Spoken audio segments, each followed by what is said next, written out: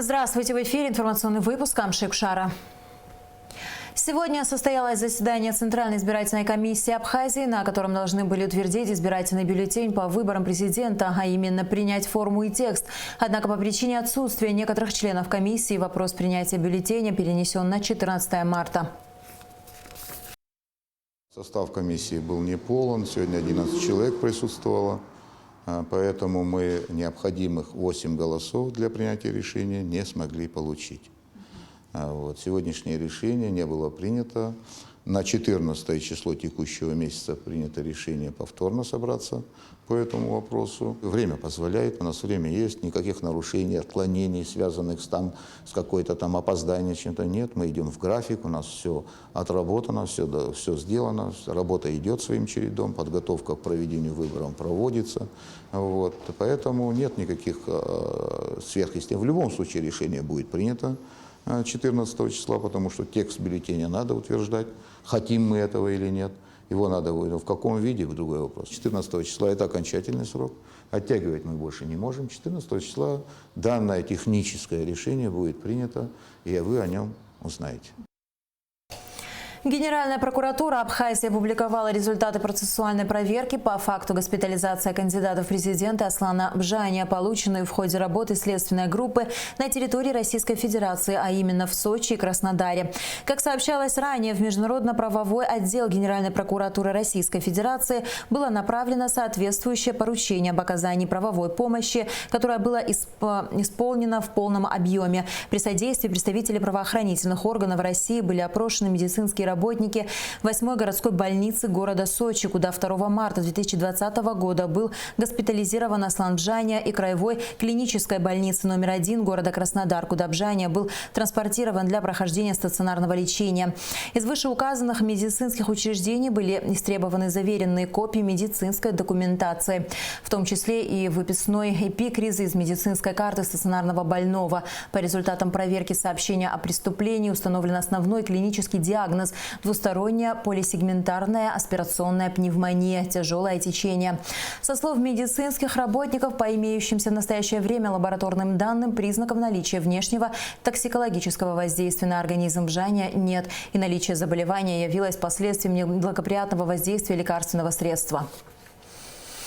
На площади Свободы продолжается акция голодовки активистов движения за принятие 20-й статьи Конвенции ООН. К протестующим присоединились еще трое участников – Алина Ачба, Марина Агарба и Бота Ажиба. Таким образом, на данный момент уже 6 человек отказываются принимать пищу, пока их требования не будут удовлетворены. Здесь же на площади Свободы продолжается сбор подписей в поддержку 20-й статьи. Выходные миновали. На площади Свободы в Сухуми активисты, выступающие в поддержку 20-й статьи Конвенции ООН, продолжают акцию. Несмотря на уговоры, поступающие со многих сторон, протестующие не собираются прекращать голодовку. Более того, ряды активистов пополнились новыми участниками. К Джансуху Адлиба, Ивану Ачба и Асиди Корту присоединились Марина Агарба, Алина Ачба и Бота Ажиба. Активно также идет сбор подписей населения в поддержку антикоррупционного законодательства. Уже около 8 тысяч подписей. Покажем властям, что власть – это народ. Государство – это народ, который избрал их, нанял на работу. Они со своими обязанностями не справляются. Они должны служить стране, должны возрождать абхазский язык, культуру, традиции, должны помочь нашим детям создать такие условия, чтобы здесь был мир. Но, к большому сожалению, они с этим не справляются. Вот теперь народ, мы создадим движение, мы сделаем народовластие. По поручению Министерства здравоохранения и социального обеспечения республики за состоянием здоровья активистов следят медики. На данный момент известно, что одному из участников голодовки, ветерану Отечественной войны народа Абхазии Боте Ажиба, потребовалась госпитализация, и он был доставлен в городскую клиническую больницу. Однако мужчина отказался от пребывания в стационаре и изъявил желание вернуться на площадь Свободы, чтобы присоединиться к друзьям. При необходимости стационарного лечения немедленно мы готовы принять и оказать стационарную помощь. Вчера обращался один из участников этой акции. Мы оказали помощь, мы предложили госпитализацию, от которой он воздержался. Слабость была, недомогание, да. Я хотел бы сказать, что, знаете, голодание – это своеобразная форма протеста, это известно, но она имеет свои противопоказания. И лица, которые страдают сердечно-сосудистыми заболеваниями и другими, конечно, надо с большой осторожностью к этому относиться. Поддержать активистов на площадь Свободы люди приходят с семьями и целыми коллективами. Под идеей, движимой участниками акции, подписываются и приезжие гости Абхазии. Народовластия. Сохраните его и ведите вот это. Тогда в Абхазии будет все хорошо. И не допускайте сюда ничего, что связано с большими деньгами. Я слышал, там нефть будут качать, еще там что-то. Если вы этим займетесь, вы опять все потеряете. В Абхазии достаточно чистой воды, чистого воздуха. Прекратите вырубку леса, уберите с моря того, чего там не нужно, и пусть это все благоухает. И у вас будет очередь отсюда до Нью-Йорка, чтобы приехать в Абхазию. Я вам серьезно говорю. Наша съемочная группа решила посетить городскую набережную, чтобы узнать мнение людей по поводу сложившейся ситуации на 9-й день акции голодовки. Мы всегда говорим, надо бороться с коррупцией, а этот закон как раз-таки направлен на борьбу с коррупцией. И везде в мире приняли уже давно этот закон. Значит, наверное, это целесообразно, поэтому принимают. А почему бы нам не принять? Лично мое мнение отрицательно. Отрицательно, потому что я не понимаю смысла того, что делают. Да, жалко, конечно, с одной стороны людей, но с другой стороны, я смысла не вижу. Вот они неделю уже голодают, даже скорая приезжала, но ничего не меняется. Я считаю, что их жалко, и их нужно поддержать. Это с нашей стороны, это наш долг, и мы должны подойти, как бы это наше будущее. Я надеюсь, если молодежь подтянется, то и поддержит их, то будет все хорошо. Жители столицы высказывали разные мнения, но все они сводились к тому, что представители власти не должны оставлять участников акции без внимания. Амелия Бисмарк, Алексей Быструков, Абхазское телевидение. Сегодня Общественная палата собралась вновь, чтобы обсудить ситуацию, складывающуюся по поводу голодовки, объявленной участниками движения за принятие 20-й статьи Конвенции ООН. На заседании были приглашены ветераны Отечественной войны народа Абхазии и кандидаты в вице-президенты. Подробности у Алисы Шамба. Вот уже 9 дней, как на площади Свободы проходит бессрочная голодовка, объявленная участниками движения за принятие 20-й статьи Конвенции ООН.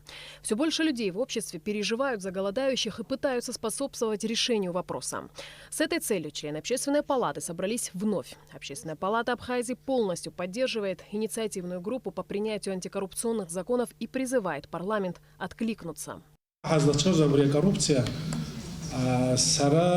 Агуана гарасиму бобре хунткар аргыларан дарзе перхагу пепш дарзе перхагу сарей сел газу бобре ай башраштах хушукса хаб нас тачикала тагалсан уяласы зомха ежашукса зуайт абре азагуан хара изхад хамкылас.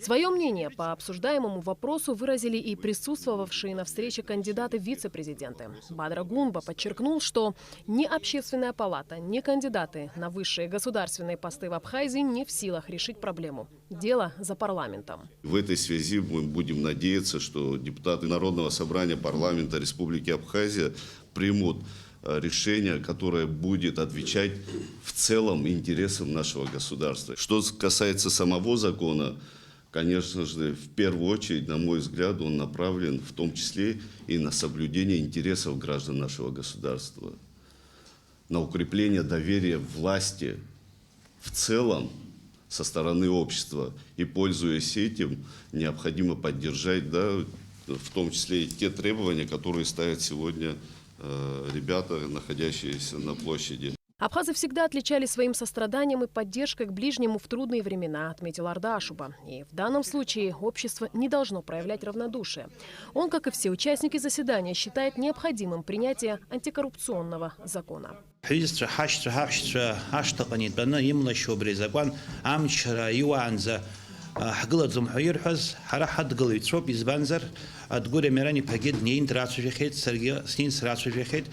Дасу дарбанзал каргубзера шарти таглот аскамта оюдам лашва кормфа акырзаӡан акоит. Уашьҭан иҳазмырҽеиша усқәак ҟалар ҳәа ҳшәоит, убри аҟнытә азакәан адкылара ҳара ҳазыразуп иахьынӡауа иласны ауаҩ ихаҿы изаамгоу рыцҳарак ҟалар аҵкыс. Кандидат в вице-президенты, баллотирующийся в паре с Леонидом Дзапшба, отсутствовал. Вместо него на встречу пришел руководитель избирательного штаба Мираб Бения, который также высказал поддержку обсуждаемому закону. Он выразил свое беспокойство и призвал всех перейти от слов к делу, решить вопрос с голодающими безотлагательно. Быстро решим, чем помочь этим голодающим. Кто это должен решить? Парламент? А представитель парламента есть сегодня здесь? От нашей партии, от нашего кандидата, что не ясно. Мы с самого начала хотим, чтобы вот этот закон был принят, и с этим законом идти на выборы и работать дальше. Активист движения за принятие 20-й статьи Конвенции ООН Астамур Какалия в свою очередь отметил, что Асида Кортуа, Иван Ачба и Джансу Хадлиба не поддаются на уговоры и не собираются прекращать акцию. Более того, голодающим присоединились новые участники. Вопрос голодающих решаю не я. Вы понимаете, я был против изначально этого. Люди толком не спят. Люди приходят сотнями, с ними рядом, они толком не спят. Понимаете, мы никак, это самостоятельные люди. Они, в отличие от нас, у них требования радикальные. Или закон будет принят, или мы останемся на площади. Мы попытались их подменить. Мы попытались сделать так, чтобы кто-то ушел, а кто-то остался. Результат стал вообще катастрофический. Они не ушли, а те, кто их хотел подменить, остались с ними. Дальше дело может принять еще худший оборот. Уже идет 9-й день. В то же время некоторые общественники не считают, что принятие 20-й статьи Конвенции ООН решит в стране все проблемы коррупции. Принятие вытекающих из закона поправок, а главное, строгое их исполнение – главный залог успеха. При том, что я поддерживаю, безусловно, принять закон надо, но я хочу предостеречь наше общество от чрезмерной надежды на то, что мы примем закон и все станет хорошо. Мировая практика показала, коррупция цветет пышно в нищих странах, в бедных странах. В развитых странах она гораздо меньше, потому что у людей есть варианты, как заработать законным путем. Поэтому думать, что вот мы сейчас приняли, и чиновники перестанут воровать, это такая очень большая иллюзия. Вы должны понимать, что развитие общества – это очень сложный, многослойный процесс. Закон надо принять, но не вот таким прямо способом, что люди ради этого рискуют своей жизнью.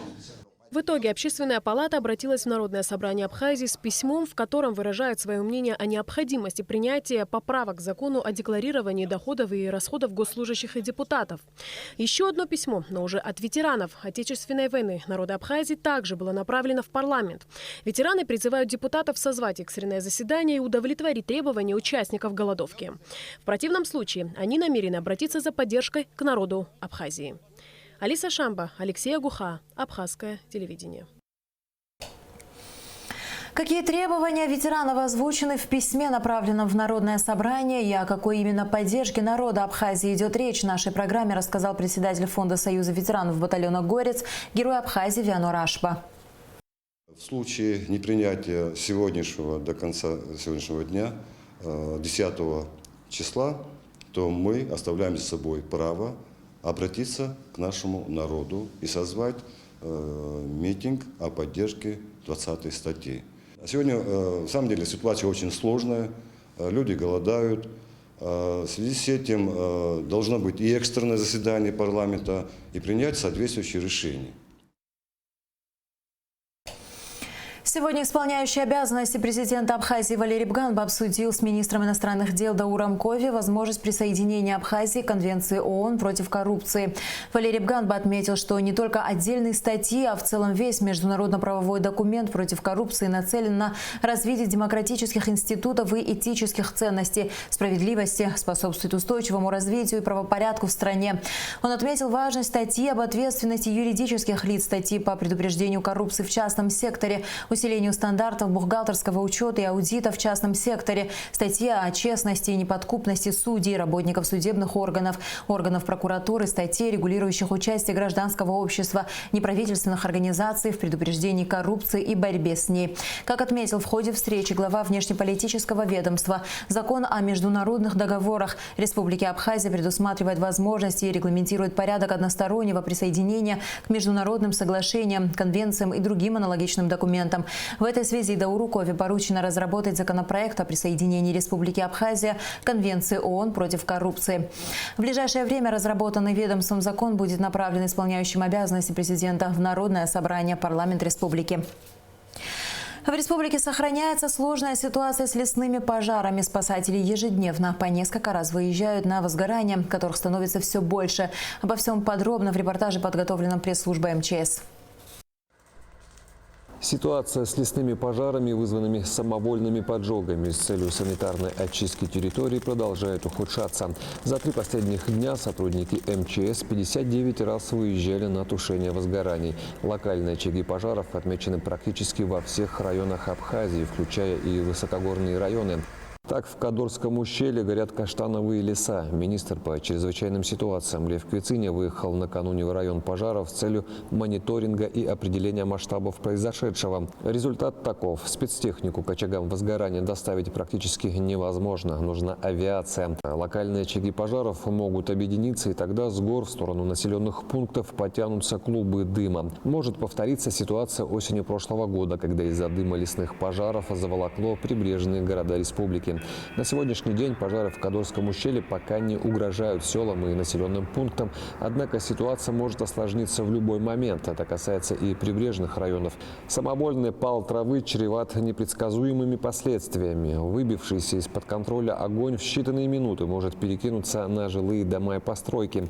По словам главы спасательного ведомства Абхазии, за последние 2 недели спасателям удалось отстоять от пожаров десятки жилых домов по всей Абхазии. Однако размах самовольных поджогов по стране достиг такого масштаба, что при всем желании и мобилизации сил и средств сотрудники МЧС физически не поспеют за каждым пожаром или возгоранием. И тогда может произойти непоправимое. В пожаре могут погибнуть люди. Главам районов и сел нужно предусмотреть возможность противопожарной пропашки зон, прилегающих к лесным массивам. Вспаханные полосы земли – крайне эффективная мера борьбы с распространением огня. Остро стоит проблема приобретения лесничествами противопожарных рюкзаков. С их помощью можно тушить пожары вручную в труднодоступных лесных зонах, куда техника не сможет доехать. Во время поездки в Кадорское ущелье спасателями был установлен факт частичного обрушения сводов тоннеля, связывающего ущелье с остальной частью республики. Размер обрушения относительно невелик, однако МЧС Абхазии рекомендует соответствующим ведомствам рассмотреть вопрос о закрытии движения через тоннель во избежание ситуации, способной привести к угрозе жизни проезжающих сквозь данный транспортный коридор. Ремонтные работы в тоннеле не проводились свыше полувека. В этой связи необходима комплексная экспертиза состояния тоннеля и определение рисков его эксплуатации.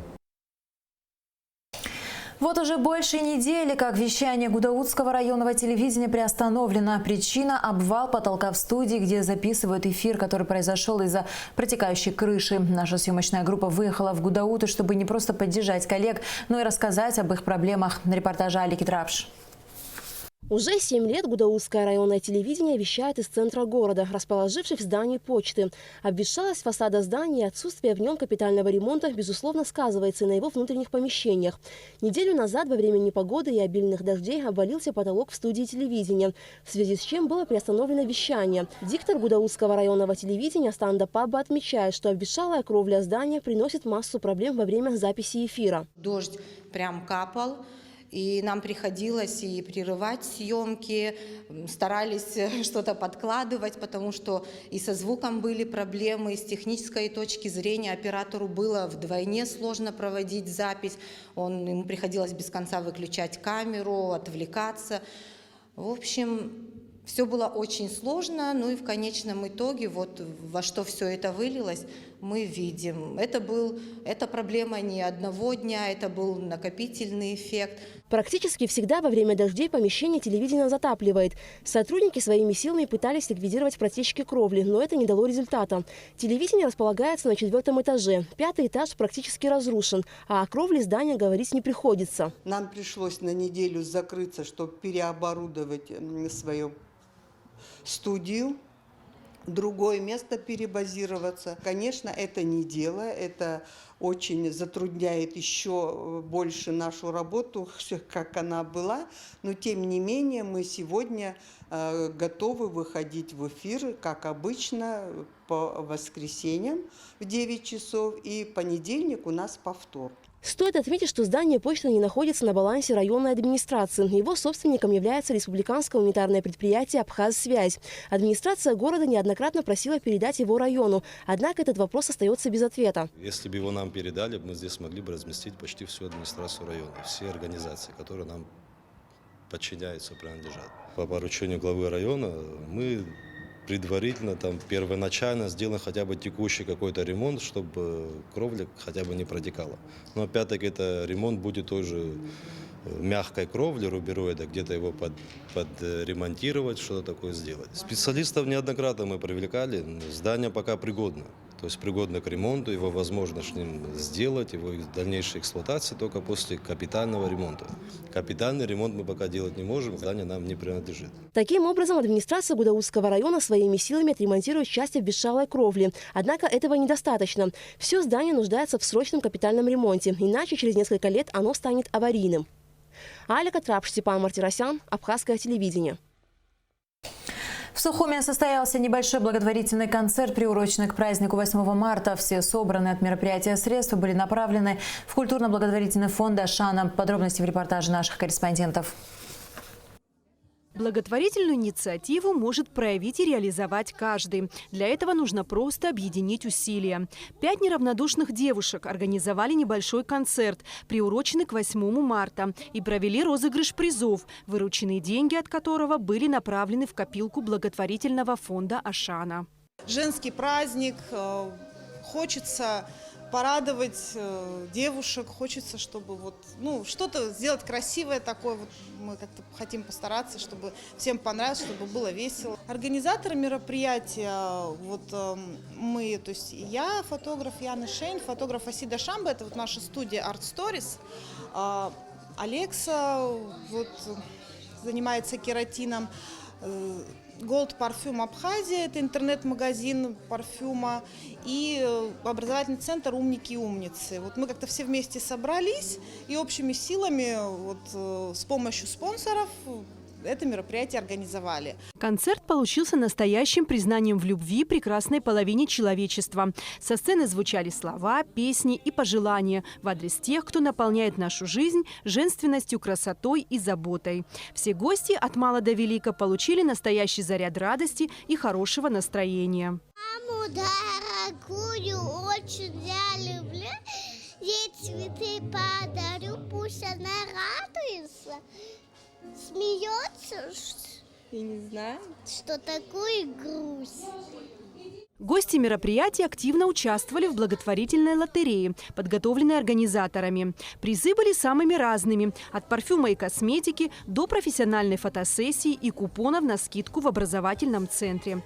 И, конечно, главной мотивацией для всех стала благотворительная подоплека розыгрыша. Мало того, что это предпраздничное, очень красивое мероприятие, где собрались девушки, подружки, и плюс ко всему мероприятие, которое имеет еще и благотворительную основу, в которой я тоже с удовольствием приняла участие. Пусть это какая-то мелочь, но внесла маленькую лепту для детишек фонда «Ашана». Подобные проекты призваны не только дарить людям праздник и положительные эмоции, но также побуждать их совершать добрые поступки. Ведь главное не оставаться равнодушным и помнить, что для кого-то именно твоя помощь может оказаться спасительной. Эсма Голанзе, Артур Каланди, Абхазское телевидение.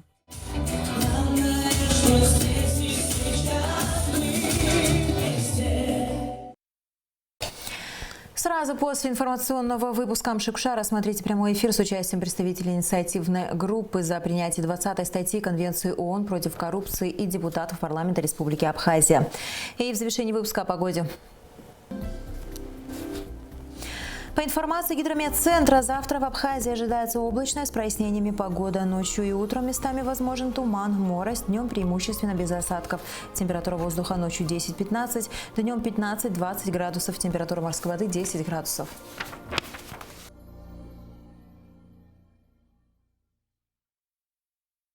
На этом наш выпуск завершен. До скорых встреч в эфире.